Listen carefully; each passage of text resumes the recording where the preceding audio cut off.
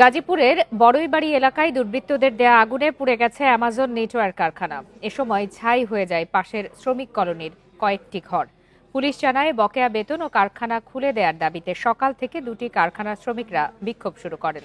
এক পর্যায়ে চন্দ্রা নবীনগর সড়কের জিরানি এলাকায় অবস্থান নিয়ে অবরোধ সৃষ্টি করেন। এ সময় আন্দোলনকারী দুই কারখানার শ্রমিকদের মধ্যে কথা কাটাকাটি ও পাল্টাপাল্টি ধাওয়া এবং সংঘর্ষের ঘটনা ঘটে। পরে অ্যামাজন নেটওয়ার্ক নামের একটি কারখানায় আগুন ধরিয়ে দেয় দুর্বৃত্তরা। খবর পেয়ে ফায়ার সার্ভিসের দুটি ইউনিট ১.৫ ঘন্টার চেষ্টায় আগুন নিয়ন্ত্রণে আনে। অপ্রীতিকর পরিস্থিতি এড়াতে আশপাশের ২০টি কারখানায় ছুটি ঘোষণা করা হয়েছে।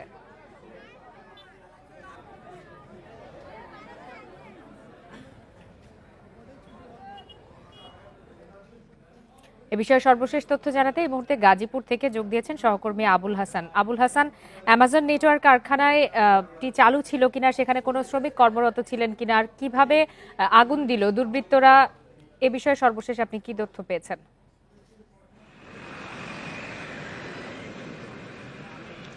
দেখুন, আমি ফায়ার সার্ভিস এবং এখানকার যিনি গাজীপুর মহানগর পুলিশের একজন কর্মকর্তার সঙ্গে কথা বলেছিলাম। তারা যেটি জানিয়েছেন যে দুটি কারখানার শ্রমিকরা সকালেই এখানে একটি কারখানার শ্রমিক শুরুতেই সড়ক অবরোধ করে বেতনের দাবিতে, এবং এক পর্যায়ে সেই এলাকার ২০টি কারখানা ছুটি ঘোষণা করা হয় এবং এক পর্যায়ে ডরিন ফ্যাশন নামের একটি কারখানার যারা শ্রমিক ছিলেন তারা কারখানা খুলে দেওয়ার দাবিতে আবার সড়কে অবস্থান নেয়। এক পর্যায়ে দুটি কারখানার শ্রমিকদের মধ্যে বাকবিতণ্ডা হয় এবং তাদের মধ্যে ধাওয়া পাল্টা ধাওয়ার সূত্রপাত হয়। এক পর্যায়ে ১২টার কিছু পর আমরা যেটি জেনেছি যে আশুলিয়া এলাকার যে কারখানাটি রয়েছে অ্যামাজন নেটওয়ার্ক, সেই কারখানায় আগুন দেয় দুর্বৃত্তরা, এবং খবর পেয়ে ফায়ার সার্ভিসের দুটি ইউনিট সেখানে পৌঁছে এবং সেখানকার আগুন নিয়ন্ত্রণে আনে। আমরা যেটি জেনেছি যে আগুনে বেশ কিছু ক্ষয়ক্ষতি হয়েছে এবং কিছু শ্রমিক কলোনিও পুড়ে গেছে। ফায়ার সার্ভিস কর্মকর্তারা যেটি বলছেন যে তাদের আগুন নিয়ন্ত্রণে আনতে গিয়ে বেশ বেগ পেতে হচ্ছে। শুরুতে তারা কারখানাটিতে যেতে পারছিল না শ্রমিক বিক্ষোভের কারণে। পরবর্তীতে তারা সেখানে পৌঁছে ১.৫ ঘন্টার চেষ্টা কিন্তু আগুন নিয়ন্ত্রণে না। এবং পুলিশ কর্মকর্তারা যেটি বলছেন যে বেতনের দাবিতে যে সড়ক অবরোধ, সেই অবরোধটি এখনও রয়েছে। তবে যে অন্য যে অপ্রীতিকর ঘটনা বা যে অশান্ত পরিবেশ ছিল সেটি কিছুটা শান্ত হয়ে এসেছে। ঘটনাস্থলে বিপুল সংখ্যক পুলিশ রয়েছে, সেনাবাহিনীর সদস্য রয়েছে এবং অন্যান্য আইনশৃঙ্খলা বাহিনীর সদস্যরা কাজ করে যাচ্ছেন। এবং গাজীপুর মহানগর পুলিশ কর্মকর্তারা যেটি বলছেন যে আগুন নেভানোর পর সেখানে পুলিশ বিষয়টি আসলে তদন্ত করে দেখছেন যে কারা এই আগুনের ঘটনাটি ঘটিয়েছে এবং এই ঘটনায় ক্ষয়ক্ষতির পরিমাণ কেমন হয়েছে। কারখানা কর্তৃপক্ষের সঙ্গে তারা আলাপ আলোচনা করে এই বিষয়টি তারা আইনগত ব্যবস্থা নেবেন বলে পুলিশের পক্ষ থেকে আমাদেরকে জানানো হয়েছে। আপনি তথ্য সংগ্রহ করতে থাকুন, ধন্যবাদ আপনাকে। আগুনে পুড়ল নারায়ণগঞ্জের মেঘনাঘাটের ফ্রেশ টিস্যু কারখানা। মেঘনা গ্রুপের ফায়ার ফাইটার ও ফায়ার সার্ভিসের ৪ ঘন্টার চেষ্টায় নিয়ন্ত্রণে আসে আগুন। এতে কোনো হতাহতের ঘটনা না ঘটলেও কারখানার ব্যাপক ক্ষতি হয়েছে। সোমবার ভোর 4:30টার দিকে আগুন লাগে নারায়ণগঞ্জের মেঘনাঘাট এলাকার মেঘনা গ্রুপের টিস্যু কারখানায়। শুরুতে নিজেরা চেষ্টা করে আগুন নেভাতে না পারলে সোয়া 5টার দিকে ফায়ার সার্ভিসকে খবর দেয় প্রতিষ্ঠানটি। যখন 4:20 বাজে তখন আমরা দেখি ফায়ারের গাড়ি হুইসিল দেয় অতিরিক্ত। তারপরে আমরা আসার পরে আমরা কোয়ার্টার থেকে বাড়ায় আসি দেখি যে আগুন তখন নিচেই ছিল।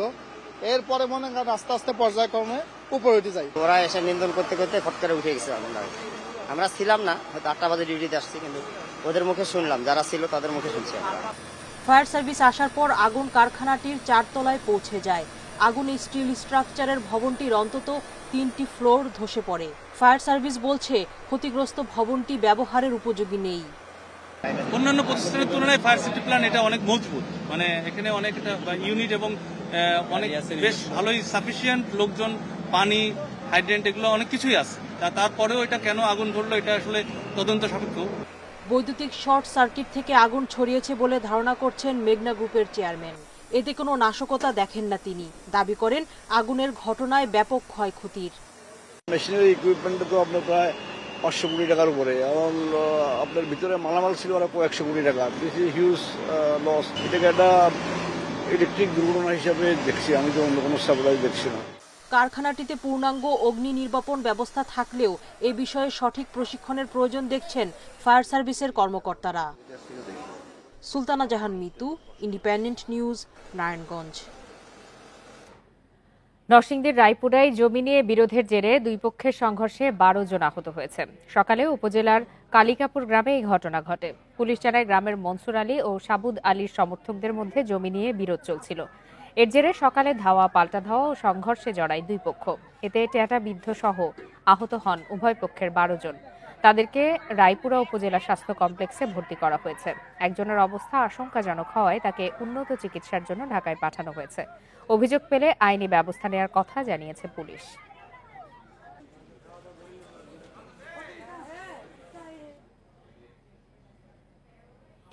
প্রায় 1 লাখ কোটি টাকা আত্মসাতের অভিযোগ শেখ হাসিনা সরকারের পতনের পর থেকে পলাতক এস আলমের প্রধান সাইফুল আলম মাসুদ ও তার 6 ভাইয়ের বিরুদ্ধে। এ অবস্থায় ব্যাংকগুলো নতুন করে ব্যবসা করতে না চাওয়ায় বিপাকে পড়েছে গ্রুপটি।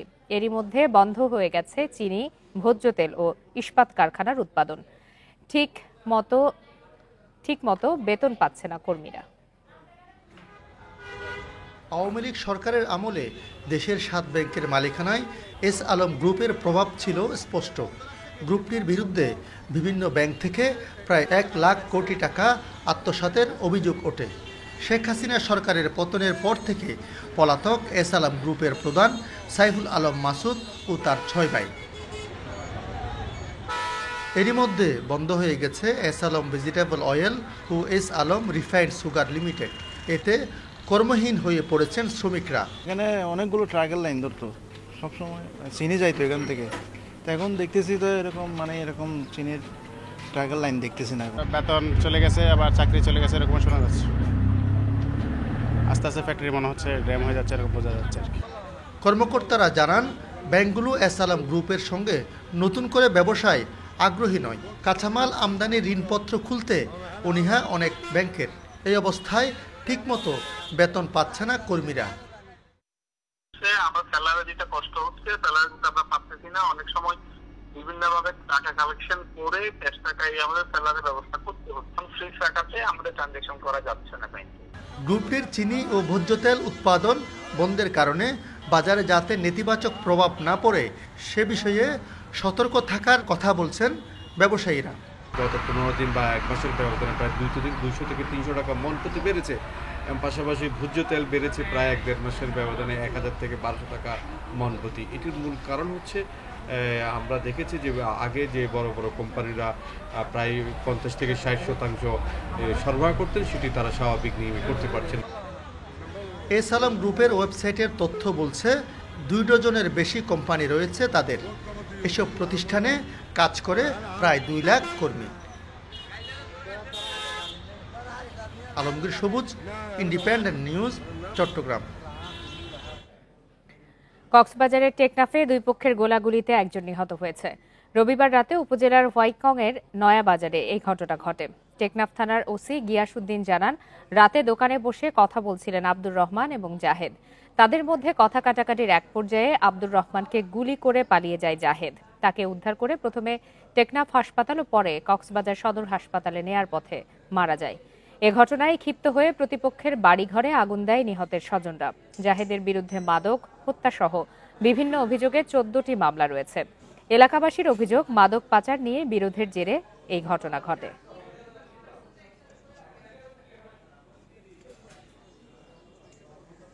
মাত্র 2 দিনের ব্যবধানে মেহেরপুরে প্রতি কেজি আলুর দাম 10 টাকা বেড়ে বিক্রি হচ্ছে 80 টাকায়। পাইকারি বাজারে 67 থেকে 68 টাকা হলেও খুচরাতে তা 80 টাকা। পাইকারদের দাবি, 2 দিন আগে আলুর দাম ছিল 63 থেকে 64 টাকা। বাজারে সরবরাহ কমায় দাম বেড়েছে। এদিকে ভোক্তাদের জিম্মি করে আলুর দাম বাড়ানোর প্রতিবাদে শরীয়তপুর ও লক্ষ্মীপুরে বিক্ষোভ মানববন্ধন করেছে কনসাস কনজিউমার্স সোসাইটি সিসিএস। এ সময় বক্তারা বলেন, দেশে বছরে আলুর চাহিদা প্রায় 90 লাখ টন, অথচ উৎপাদন হয়েছে 1 কোটি টনের বেশি। বিভিন্ন হিমাগারে এখনো 40 লাখ টনের বেশি আলু মজুদ রয়েছে, যা চাহিদার তুলনায় পর্যাপ্ত। কিন্তু মজুতদাররা সরবরাহ কমিয়ে কৃত্রিম সংকট তৈরি করে বেশি মূল্যে আলু বিক্রি করছেন। বাজার নিয়ন্ত্রণে সিন্ডিকেটের বিরুদ্ধে ব্যবস্থা নিতে কঠোর ব্যবস্থা নেয়ার দাবি জানান তারা। সবগুলো 75 টাকা কেজি পড়িয়ে যাবে আলু। তাতে ধরেন 80 টাকা না বেচলে লস হবে। 80 টাকা আলু খাবে কে? আমাদের ব্যবসাকারও তো বিবাদ হয়ে গেছে। এবার আলুর দাম 80 টাকা কেজি, কি ভাগে কিনে খাবো আর কি ভাগে চলবো। ভোক্তা অধিকার অধিদপ্তর এবং মাননীয় জেলা প্রশাসক নজরদারি করে এই সকল সিন্ডিকেটদের হাত থেকে সাধারণ জনগণকে রক্ষা করবে। আমি আপনাদেরকে একটি তথ্য এ বিষয়ে আরো বিস্তারিত জানাতে এই মুহূর্তে মেহেরপুর থেকে যোগ দিয়েছেন সহকর্মী রাজিবুল হক। রাজিবুল হক, যেমনটি আমরা প্রতিবেদনে দেখাচ্ছিলাম যে একদিনের ব্যবধানে 10 টাকা বাড়িয়ে প্রতি কেজি আলু 80 টাকায় বিক্রি হচ্ছে, সেক্ষেত্রে দাম এরকম লাফিয়ে বাড়ার কি কারণ, আর বাজারে কি সরবরাহ ঠিক আছে নাকি পাওয়া যাচ্ছে না?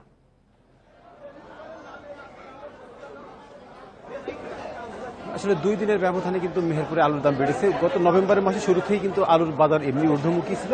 হঠাৎ করে গত 2 দিন থেকে কিন্তু আলুর দাম আরো একটু বেশি বৃদ্ধি পেয়ে আজকে কিন্তু খুচরা বাজারে প্রতি কেজি আলু বিক্রি হচ্ছে 80 টাকা কেজি দামে। অর্থাৎ গত 2 দিন আগেও যে আলু বিক্রি হয়েছে 70 টাকা কেজি দামে, সেই 10 টাকা বৃদ্ধি পেয়ে এখন 80 টাকায় বিক্রি হচ্ছে।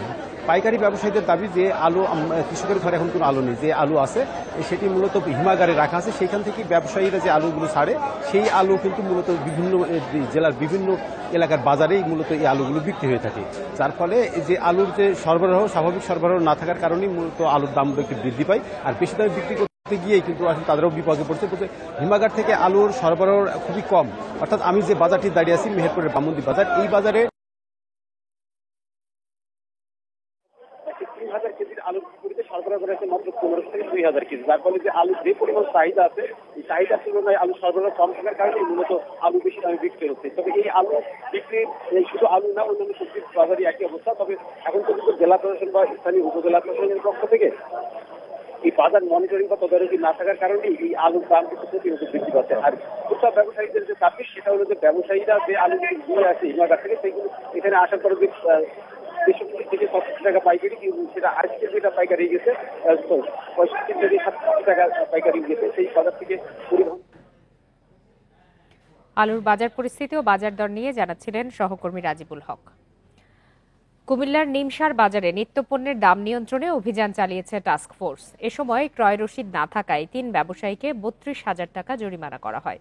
সকালে দেশের দ্বিতীয় বৃহত্তম এই কাঁচা বাজারে অভিযান চালায় তারা। এ সময় আলু, পেঁয়াজ সহ নিত্যপণ্যের বাজার তদারকি করেন কর্মকর্তারা। একই সঙ্গে খুচরা বাজারের সঙ্গে পাইকারি বাজারে আলুর দামের পার্থক্য বের করতে ব্যবসায়ীদের সঙ্গে কথা বলেন। অভিযানে জেলা প্রশাসক কার্যালয়ের নির্বাহী ম্যাজিস্ট্রেট, ভোক্তা অধিকার সংরক্ষণ অধিদপ্তর, বাজার মনিটরিং কর্মকর্তা, কৃষি বিপণন কর্মকর্তার প্রতিনিধিরা উপস্থিত ছিলেন।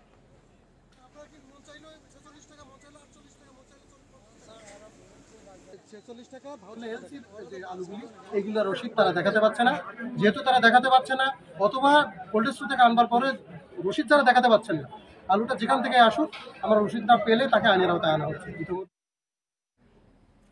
এদিকে ফরিদপুরে ন্যায্য মূল্যে ডিম ও সয়াবিন তেল বিক্রি করছেন শিক্ষার্থীরা। কম দামে পণ্য পেয়ে খুশি সাধারণ মানুষ। সকাল থেকে শহরের নিউ মার্কেটের সামনে এসব পণ্য বিক্রি শুরু করেন সরকারি রাজেন্দ্র কলেজের শিক্ষার্থীরা। এক হালি ডিম বাজারে 55 টাকায় বিক্রি হলেও শিক্ষার্থীরা তা বিক্রি করছেন 48 টাকায়। 2 লিটার সয়াবিন তেল বাজারের চেয়ে 15 টাকা কমে বিক্রি হচ্ছে 325 টাকায়। শিক্ষার্থীরা জানান ঊর্ধ্বমূল্যের বাজারে সাধারণ মানুষকে স্বস্তি দিতে এই উদ্যোগ। ন্যায্য মূল্যে ডিম ও সয়াবিন তেল বিক্রির এই কার্যক্রম অব্যাহত রাখার কথা জানিয়েছেন তারা।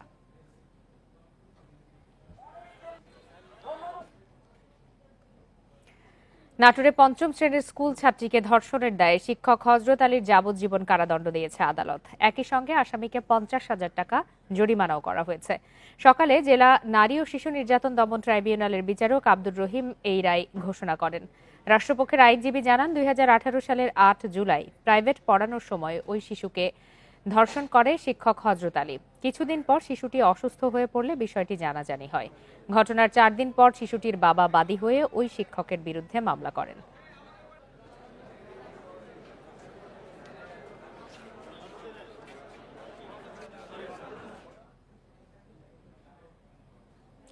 বরিশালে ধর্ষণ ও হত্যা মামলায় 2 আসামিকে মৃত্যুদণ্ড দিয়েছে আদালত। সকালে নারী ও শিশু নির্যাতন দমন ট্রাইব্যুনাল আদালতের বিচারক রকিবুল ইসলাম এই রায় ঘোষণা করেন। দণ্ডপ্রাপ্তরা হলেন শয়ন চন্দ্র শীল ও সুমন ফকির। একই সঙ্গে তাদের প্রত্যেককে 1 লাখ টাকা করে জরিমানা করা হয়। 2022 সালের 12 জানুয়ারি বরিশালের বাবুগঞ্জ উপজেলার কেদারপুরে নিজ বাড়িতে এক নারীকে ধর্ষণ করে আসামিরা। পরে তাকে হত্যা করে মরদেহ সন্ধ্যা নদীতে ফেলে দেওয়া হয়। এ ঘটনায় নিহতের ছেলে বাদী হয়ে বাবুগঞ্জ থানায় 2 জনকে আসামি করে মামলা করেন।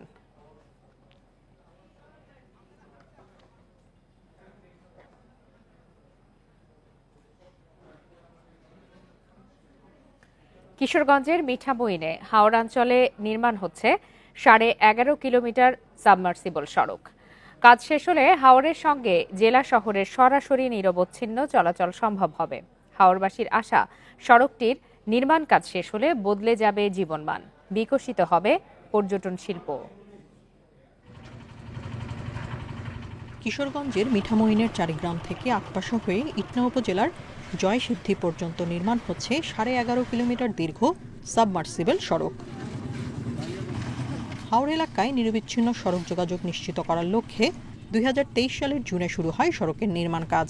হাওরের অলওয়েদার সড়ক হয়ে জেলা শহরের সঙ্গে যুক্ত হবে সড়কটি, যা চালু হলে বদলে যাবে মিঠামইন ও ইটনা উপজেলার প্রত্যন্ত এলাকার মানুষের জীবনযাত্রা। সচল হবে অর্থনীতির চাকাও। নৌকা দিয়া লগিলিয়া হাসপাতালে অনেক সময় দিয়ে রয়েছে, কল্পনা করছে না পাকা রাস্তা হবে। পাকা রাস্তা হচ্ছে আমরা অনেক উপকার হইতেছে। সবজির দাম, অনেক কিছু কৃষি ফসল আমাদের শহরে নিয়ে বেচতে পারি দ্রুত। ইতিমধ্যে সড়কের অর্ধেক কাজ শেষ হয়েছে, বাকি কাজও চলছে দ্রুত গতিতে। নির্ধারিত মেয়াদের আগেই কাজ শেষ করার আশ্বাস এলজিইডির। কাজের গুণগত মানের ব্যাপারে কোনো আপোষ নেই, আমরা সর্বোচ্চ গুরুত্ব দিয়ে কাজটা শেষ করব এবং নির্দিষ্ট সময়ের পূর্বেই কাজটা শেষ করতে পারবো। কাজটা সমাপ্ত হলে হাওরবাসী তার দীর্ঘদিনের স্বপ্ন পূরণ হবে। 14 কোটি টাকা ব্যয়ে সড়কটির নির্মাণ কাজ 2025 সালের জুন মাসে শেষ হওয়ার কথা রয়েছে। Independent news. আশুলিয়ার নিউ পপুলার হাসপাতালে ভুয়া ডাক্তারের চিকিৎসায় প্রসূতি মৃত্যুর ঘটনায় হাসপাতাল মালিক মুজিবুর রহমানকে গ্রেপ্তার করেছে র্যাব। গতরাতে ধামরাই থেকে তাকে গ্রেপ্তার করা হয়। সংবাদ বিজ্ঞপ্তিতে র্যাব 4 জানায়, 6 অক্টোবর ওই হাসপাতালে সিজারের সময় মারা যান পারভিন বেগম নামে এক নারী। এ ঘটনায় নিহতের স্বজনরা সংশ্লিষ্ট চিকিৎসককে আটক করে পুলিশে সোপর্দ করে। সে সময় ওই চিকিৎসক স্বীকার করেন দীর্ঘদিন ধরে মিথ্যা পরিচয়ে চিকিৎসা চালিয়ে যাচ্ছিলেন তিনি। এ ঘটনায় করা মামলায় ভুয়া চিকিৎসককে গ্রেপ্তার দেখানো হলেও পলাতক ছিলেন হাসপাতাল মালিক মুজিবুর।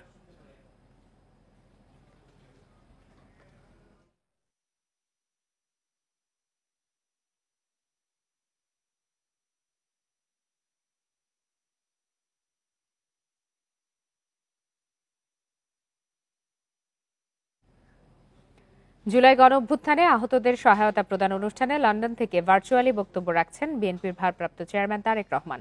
আমরা সরাসরি চলে যাচ্ছি তার বক্তব্যে। ক্ষতিগ্রস্ত হয়েছেন শারীরিকভাবে বা অন্যান্যভাবে, তারা সহ শহীদ যারা হয়েছে তাদের পরিবারের পাশে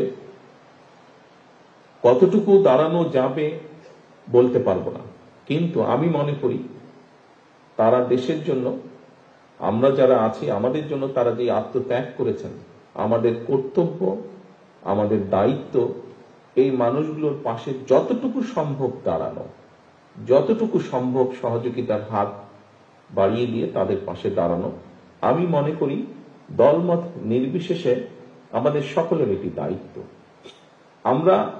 আমি একটি রাজনৈতিক দলের সদস্য, ত্যাগ করেছেন, আমাদের কর্তব্য, আমাদের দায়িত্ব এই মানুষগুলোর পাশে যতটুকু সম্ভব দাঁড়ানো, যতটুকু সম্ভব সহযোগিতার হাত বাড়িয়ে দিয়ে তাদের পাশে দাঁড়ানো।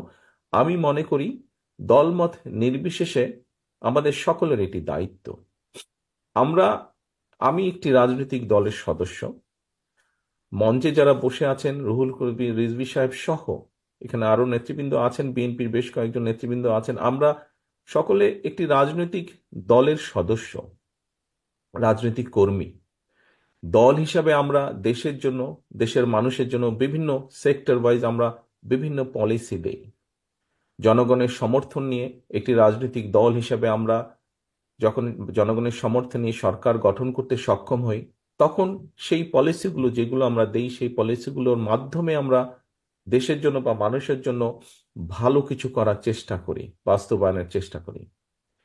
কিন্তু একজন রাজনৈতিক কর্মীর পাশাপাশি আমি একজন মানুষও, আমরা উপস্থিত প্রত্যেকে এখানে একজন মানুষ, এবং মানুষ হিসাবে আমি মনে করি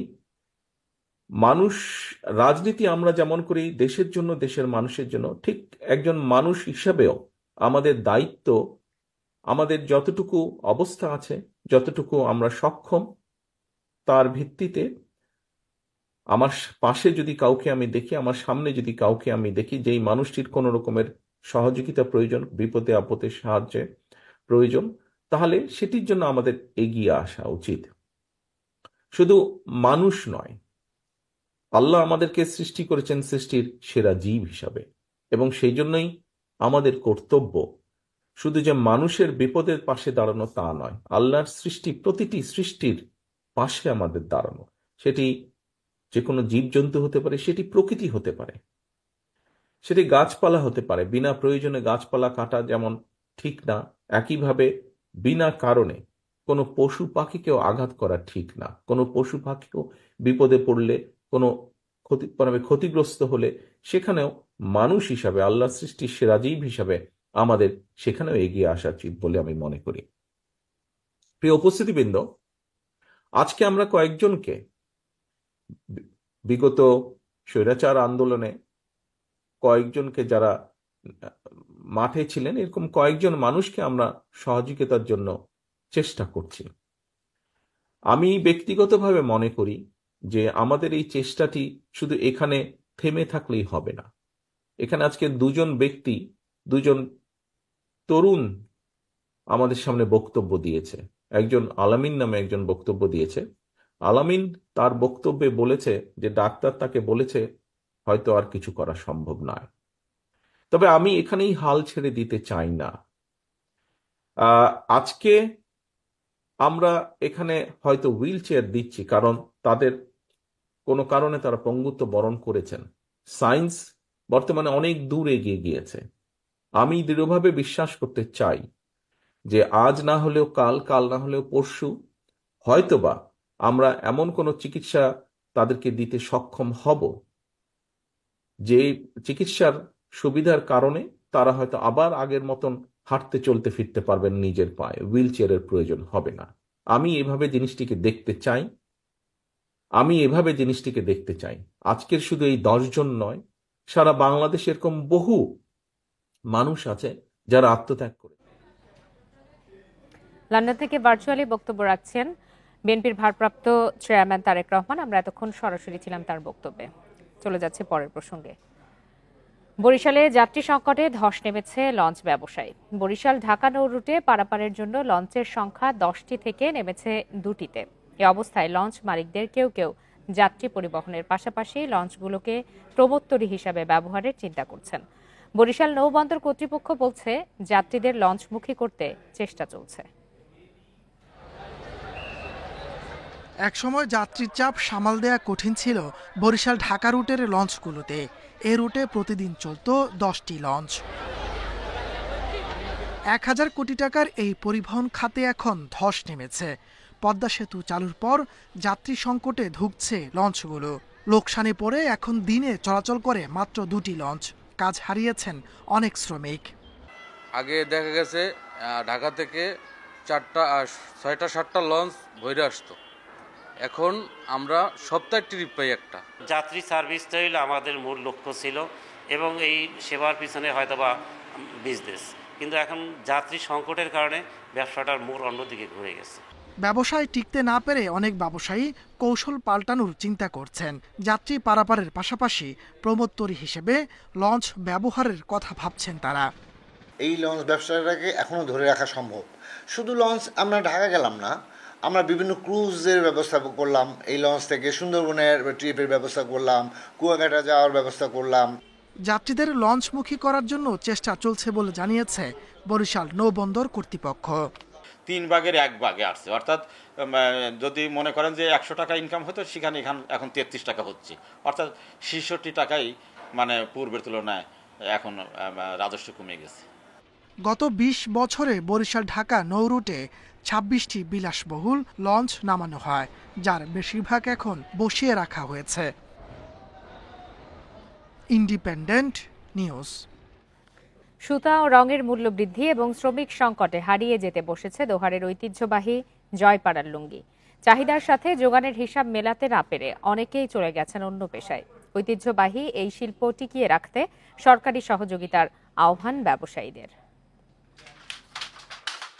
তাঁত যন্ত্রের এমন শব্দে একসময় মুখরিত থাকত ঢাকার দোহারের জয়পাড়া ও রায়পাড়া সহ বিভিন্ন এলাকা। কারিগরদের হাতেই তৈরি হতো ঐতিহ্যবাহী জয়পাড়া লুঙ্গি, যার সুনাম ছড়িয়ে যায় দেশের গণ্ডি পেরিয়ে বিদেশেও। তবে আগের সেই জৌলুস নেই তাঁত পল্লীতে। আধুনিকতার ছোঁয়া, সুতা রঙের মূল্য বৃদ্ধি এবং শ্রমিক সংকটের কারণে বিলুপ্তির পথে এই শিল্প। বর্তমান দ্রব্যমূল্যের দাম যেভাবে বাড়তেছে, এই কাজটা করে আমরা পোষায় না। যেভাবে সুতার দাম, যেভাবে জিনিসের দাম, তাতে আমরা বাজারে আমরা সবকিছু আমরা হিমশিম খাই যাইতাছি। আগ্রহ থাকলেও দাম বেশি হওয়ায় লুঙ্গি কিনতে পারছেন না ক্রেতারা। পাইকারি ব্যবসায়ীরা বলছেন, আর্থিক সচ্ছলতা আনতে পেশাও বদলেছে অনেকে। আমাদের কাছে তো ওরকম টাকা থাকে না, কারণ আগের থেকে সবকিছুই হাটে গেছি, সবকিছুর দাম বেশি। এখন আমরা খুঁজি যে একটু কম দামে কোনটা পাওয়া যায়। সংসারটা নির্ভর করে না টাকার যে লাভ অংশ হয়, এই কারণে বিলীন হয়ে যেতে চাচ্ছে। ঐতিহ্যবাহী শিল্পকে টিকিয়ে রাখতে বিদেশ থেকে করমুক্ত সুতা ও রং আমদানির দাবি তাঁতি সংগঠনের নেতাদের। তাঁতিদের সহযোগিতার আশ্বাস দিয়েছে প্রশাসনও। র মেটেরিয়ালস রং যেটা বলি আমরা আর কি, ওইটা আনা সম্ভব যদি গভর্নমেন্ট এই সুযোগ করে দেন আমাদেরকে, তাহলে হয়তো এই তাঁতি পরিবার আবার একটু ঘুরে দাঁড়াবে। দোহারের ক্ষেত্রে মৃৎশিল্প বলেন, পরবর্তীতে তাঁত শিল্প বলেন, হ্যাঁ, তাঁত শিল্পের মধ্যে যে লুঙ্গি এখানে তৈরি হয়ে থাকে, এই শিল্পগুলোকে বাঁচিয়ে রাখলে আসলে এগুলো আমাদের হেরিটেজের অংশ বলে আমি মনে করি, এবং আমাদের এখানে আবেগ, অনুভূতি, এই জিনিসগুলোও আসলে জড়িত। এক সময় দোহারের প্রায় ২৫০০ পরিবার তাঁত শিল্পের সাথে জড়িত ছিল। বর্তমানে সেই সংখ্যা কমে দাঁড়িয়েছে ১০০০ পরিবারে। ইন্ডিপেন্ডেন্ট নিউজ শেষ করছে আজকের সমগ্র বাংলাদেশ। ধন্যবাদ সবাইকে।